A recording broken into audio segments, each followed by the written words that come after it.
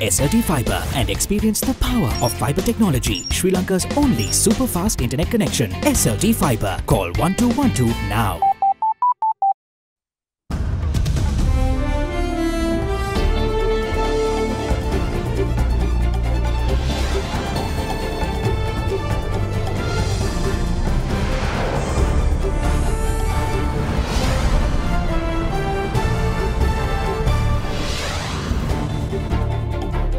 Tonight, UN General Assembly.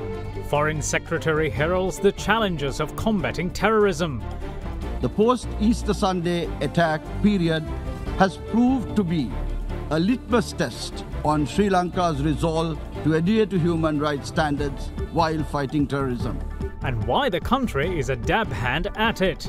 My country was one of the worst affected by separatist terrorism long before the fight against terrorism became an international buzz phrase. History comes to haunt. IGP cuffed and then released over lift operator assault. Demise of 7 pachyderms. The cause of mysterious elephant deaths unravelled.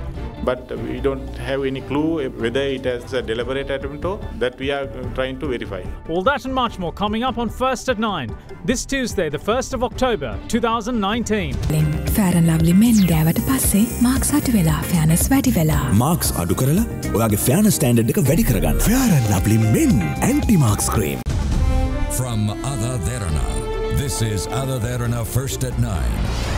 Live from Studio 24 in Colombo.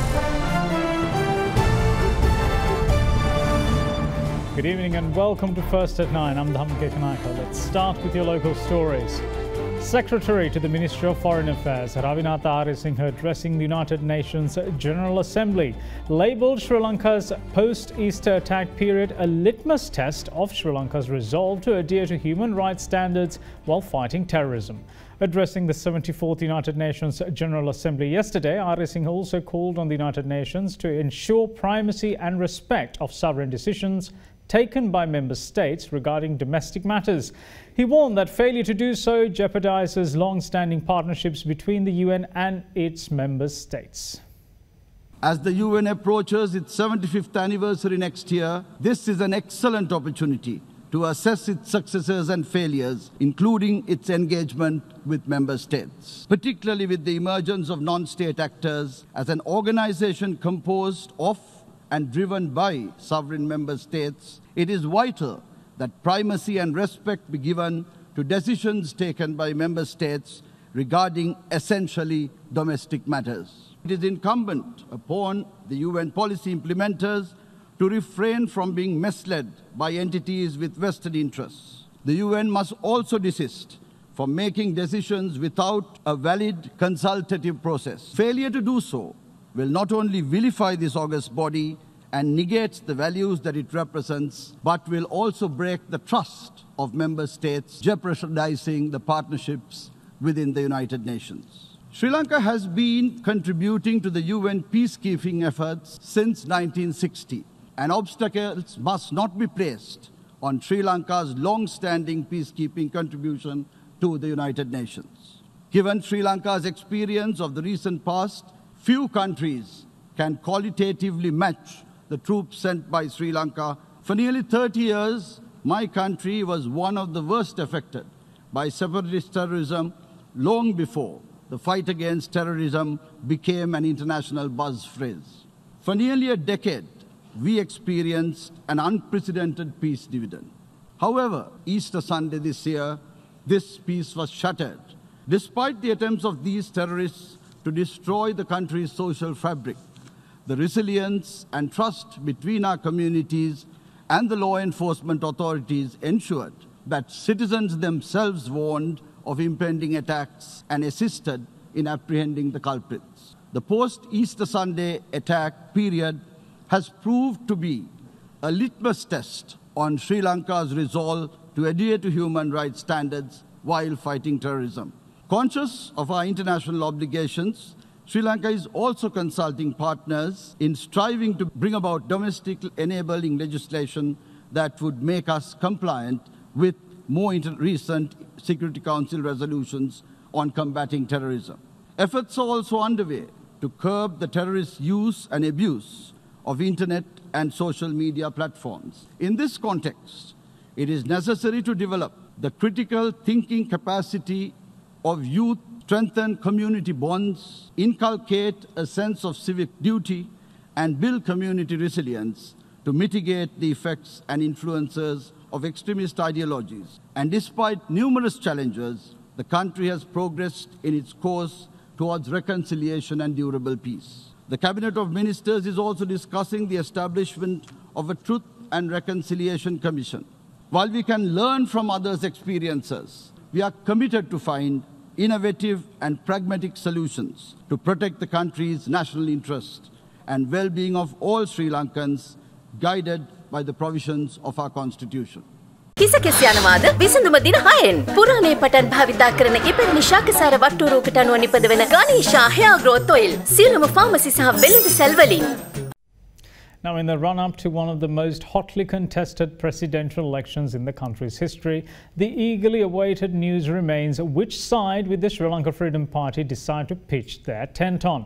Last night's SLFP Central Working Committee meeting was expected to deliver a definitive response to the question, but instead a decision was taken to reconvene the meeting on the coming Saturday, with the final decision promised then.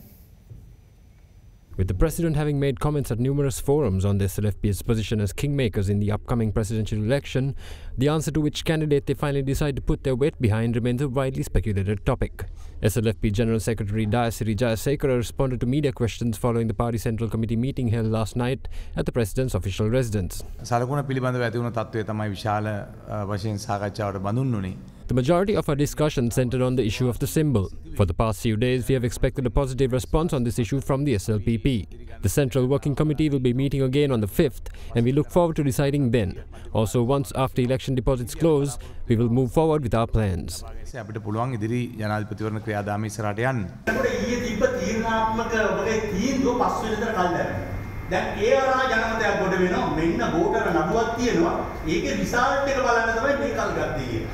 ඒකට උත්තර දෙන්න ඕනේ. හරි. කියන්න අනිකට.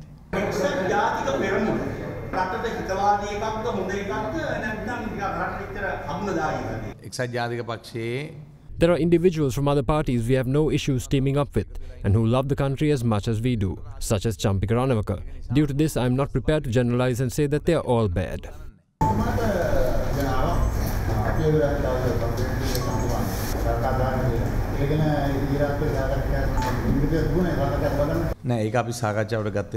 We didn't discuss it, but we will decide on the best response after discussing this with the president. Now, the Supreme Court today further extended the stay order preventing the trial of D.A. Rajapaksa Museum case at the Permanent High Court at bar until the 14th of October. The decision was made after a Supreme Court appeal by SLPP presidential hopeful Gotabaya Rajapaksa was taken up for hearing. A petition filed by SLPP presidential candidate Gotabaya Rajapaksa moving the Supreme Court to deliver a ruling on whether the Special High Court holds the legal power to take up the D.A. Rajapaksa Museum case was reconsidered today.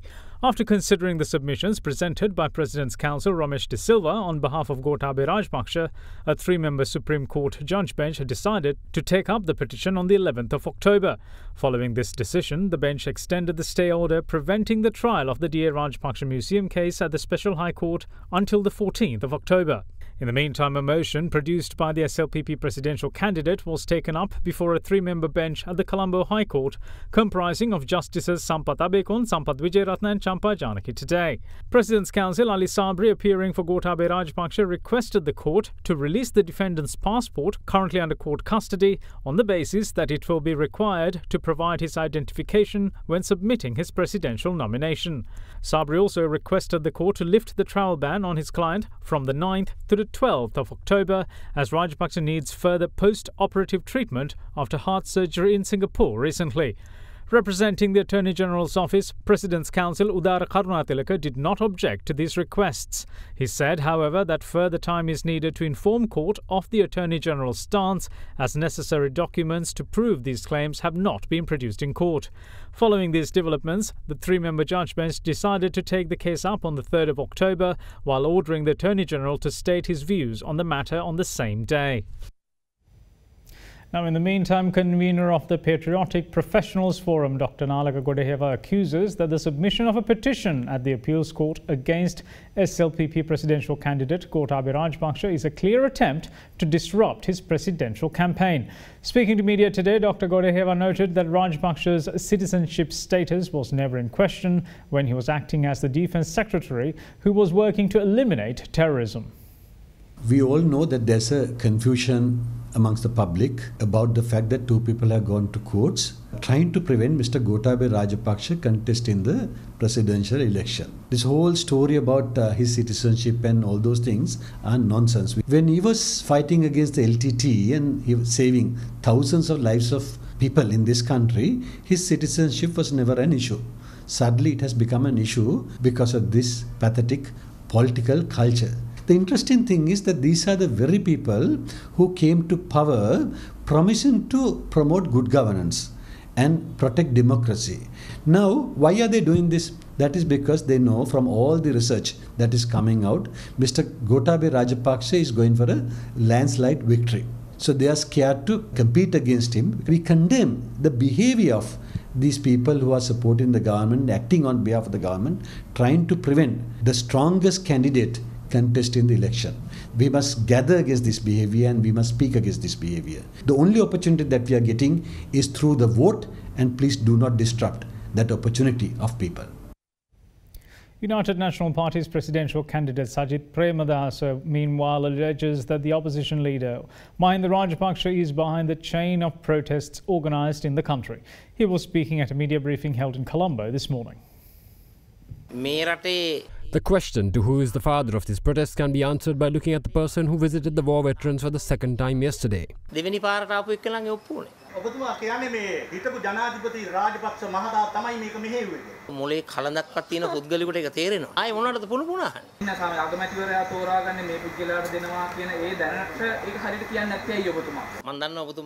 know that you won't be able to ask such questions from my opponent. He and I are very different from each other. Listen, this is a presidential election. We are not electing a new prime minister or a cabinet through this. There won't be any changes. In the meantime, several other UMP parliamentarians expressed views on the current political situation in the country. We don't have any connection with that incident because we don't only want to defeat Gotabaya Rajapaksa through court rulings. Although we defeated Chiranti Rajapaksa through a ruling, it doesn't add any value to Sajith Premadasa. Therefore, it's only Gotabaya that we need. It's not only Gotabaya Rajapaksa who should wear a prison uniform. Those who are in our government should also be wearing them as well. We expect that from Sajith Premadasa since we chose him because he's a leader who is against corruption and fraud. Those who are accountable for the bond issue are not yet prosecuted. Therefore, we ask Sajith Premadasa that action be taken against those who have connections to it. Inspector General of Police Pujit Jayasundara was released on bail today after being arrested earlier in the day. The IGP was arrested over an incident of assault concerning a lift operator at the police headquarters in 2017. Subsequently, he was produced before the Fort Magistrates Court where he was released on bail. The IGP was granted bail under a surety of 200,000 rupees. The magistrate then ordered the case to be taken up again on the 18th of January 2020.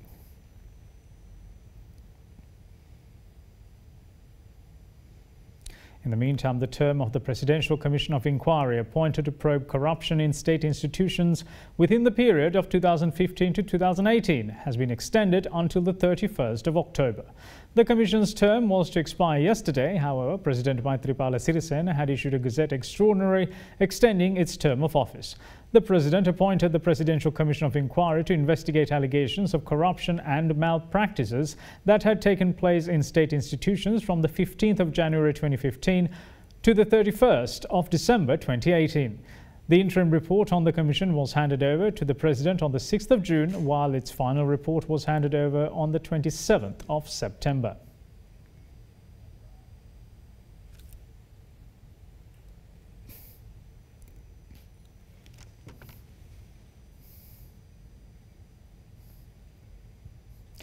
Seven cow elephants in the Hiriwaduna Reserve of Habarna died under mysterious circumstances last Saturday, shocking animal lovers in Sri Lanka and around the world.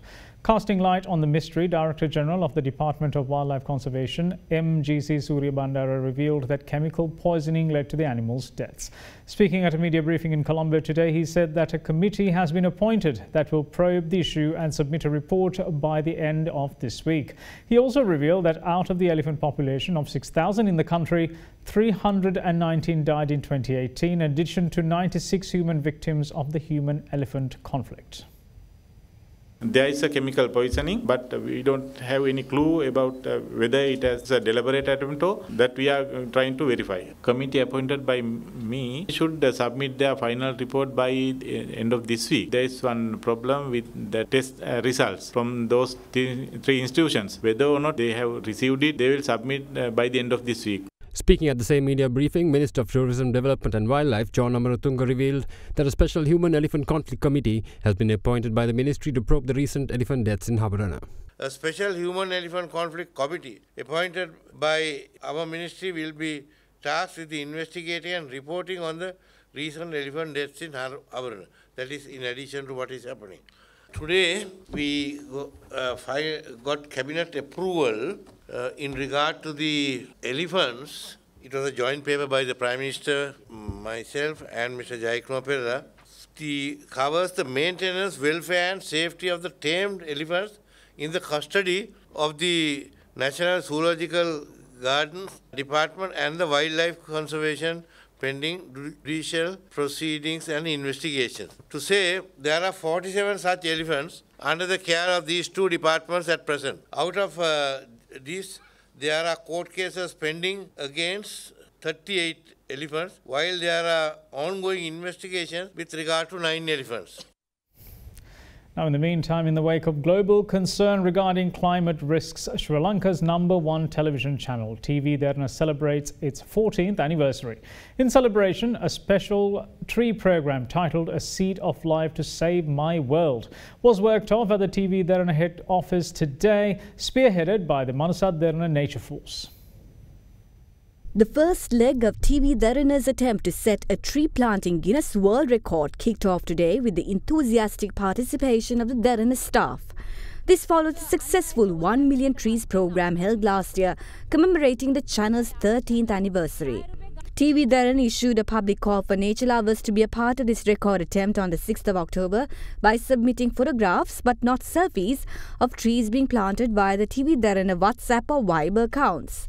Executive Director of AdaDerana Media Network, Madhava Madavala, weighed in on the program. ගිය වසරේ අපේ තිබුණා ගස් මිලියනයක් සිටවන වැඩසටහනක් මම හිතන්නේ අපි ඊටම සාර්ථකව ඉෂ්ට කරා. ඉතින් මේ වසරේත් අපි හිතුවා එකකින් එබ්බර්ඩ් ගිහිල්ලා අපි මේ වැඩසටහන තවදුරටත් ක්‍රියාත්මක කරන්න ඕන කියලා. ඉතින් අපි විශේෂයෙන්ම ජනතාවට ඉස්සෙල්ලා අපි ආදර්ශයක් දෙන්න ඕන ඉඳ තමයි අපේ කාර්යමණ්ඩලය කැඳවලා අපි මේ ගස් බෙදා දීම සිදු කරන්නේ. All is set to telecast the live program of A Seed of Life to Save My World on the 6th of October from 8 in the morning to 12:30 in the afternoon on AdaDerana. We invite you to join us by planting a sapling in your garden. Now we're going to move in for a very short break, and when we come back, there's more news. Stay tuned.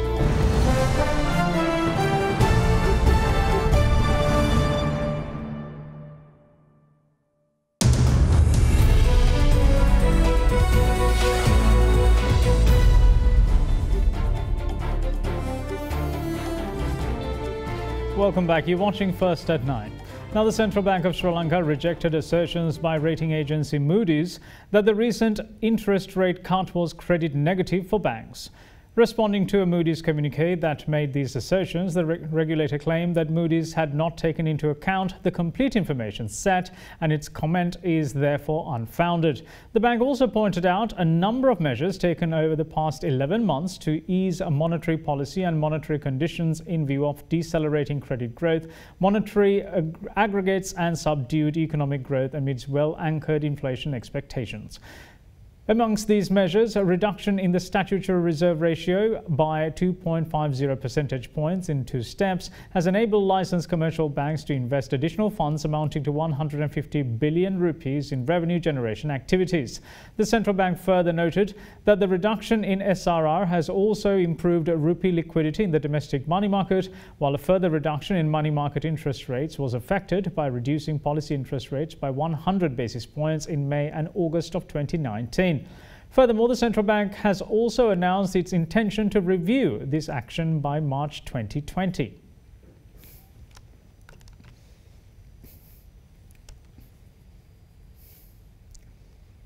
The Department of Census and Statistics reported an increase in the country's inflation level up to 5% in the 12 months leading up to September this year.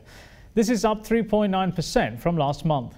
Additionally, the Colombo Consumer Price Index showed an increase of 0.8% in September, pushing up to 131.1 points, a 1 index point increase month on month. Meanwhile, food group inflation has also shown a year-on-year increase from minus 2.8% in August 2019 to 3% in September 2019. Contribution to inflation by food commodities was 0.92% for the month of September 2019 on a year-on-year basis, while contribution of non-food items was 0.04%. A decrease was, however, recorded in year-on-year non-food group inflation, with September recording 5.7% in September as opposed to 6.2% in August. This represents a total expenditure value increase to 592.42 in the market basket.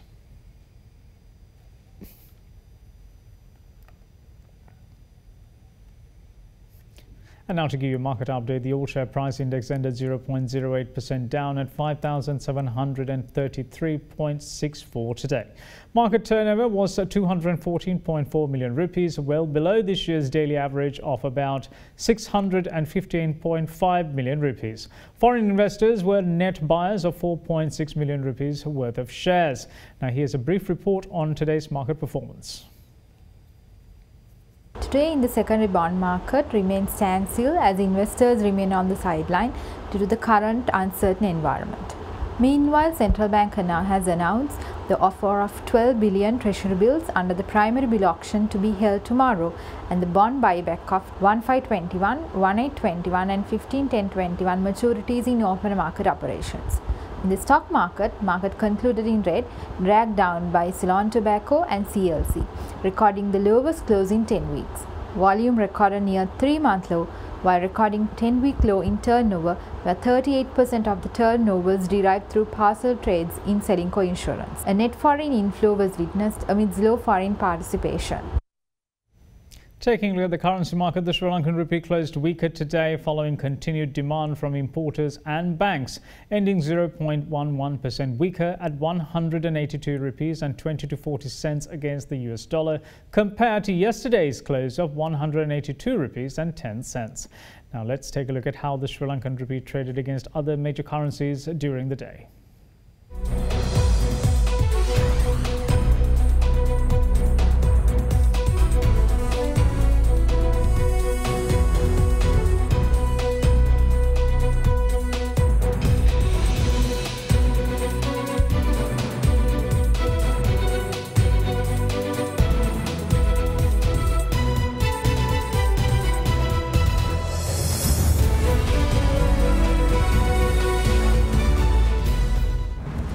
US President Donald Trump is in trouble again.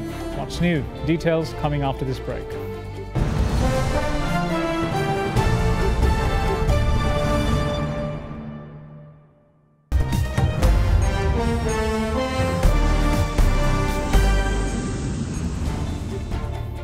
Welcome back. You're watching First at 9. Now in news overseas, US President Donald Trump is under the spotlight once more. He has allegedly called Australian Prime Minister Scott Morrison with a request for help in an investigation into the origins of the Mueller inquiry. The revelation comes as Trump faces impeachment proceedings at home over a call with another foreign leader. Reports say the transcript of the call between Morrison and Trump was restricted to a small number of president's aides, contrary to protocol. The president has faced increased scrutiny over his interactions with foreign leaders since impeachment proceedings began. The Mueller inquiry investigated whether Trump colluded with Russia in 2016 presidential election.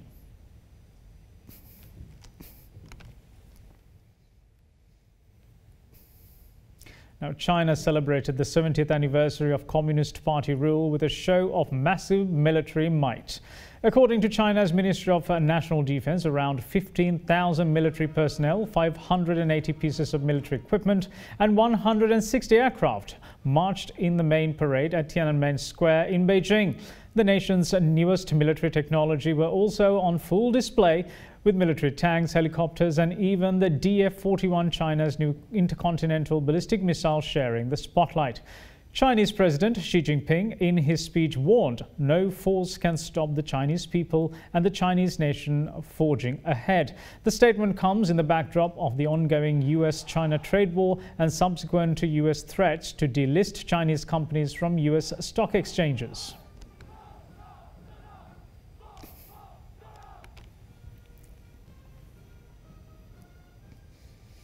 And that's it from all of us here at First at 9. Thanks for watching. Bye-bye.